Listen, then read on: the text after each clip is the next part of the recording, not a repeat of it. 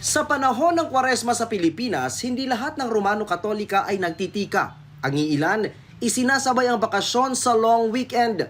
Kanya-kanyang road trip pauwi sa kanilang probinsya. Panahon na tumataas din ang bilang ng naaksidente sa daan. Katunayan, batay sa datos ng PNP Directorate for Investigation and Detection Management o DIDM, noong 2025, umabot sa mahigit 19,000 insidente sa kalsada ang naitala. Noong 2024, mahigit 34,000 insidente naman na kinasasangkutan ng four-wheel vehicles ang naitala. Yung atin naman datos ng road crash noong April to May 2024 versus 2025, ang naging kaso sa mga naging reckless driver, noong 2024 nagkaroon tayo ng fatality na 884 at noong 2025 na 919. O tumaas siya ng 35 na fatalities or 3.81%. Ayon kay PNP spokesperson Police Brigadier General Randolph Tuanyo, impluwensya ng alak at pagod ang pangunahing sanhi ng road crash incidents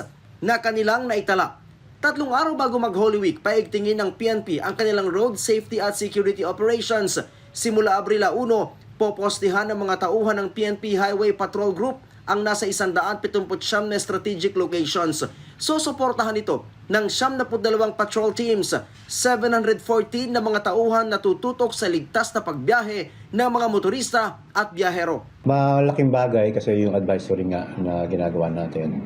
Napakalaki na patuloy yung local government units coordination natin.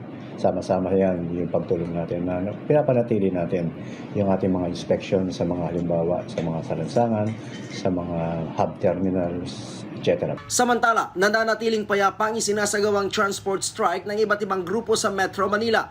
Ayon kay NCRPO spokesperson Police Major Hazel Asilo, nasa 13 lugar sa NCR ang kanilang minomonitor na may tigil pasada. Para matiyak na maalalayan ang mga apektadong pasahero, nag-deploy ang NCRPO ng halos 3,000 na personnel. Meron tayong libreng sakay sa iba't ibang areas ng Metro Manila, lalo pa yung mga lugar kung saan meron tayong posibleng ma-stranded na mga kababayan. So, ina-assist naman sila ng ating mga kapulisan, meron tayong mga deploy na personnel. So, ngayon, nasa 2,700 yung deployed natin specifically para sa ating strike.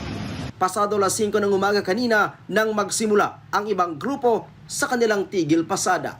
Ryan Lisiges para sa Pambansang TV sa Bagong Pilipinas.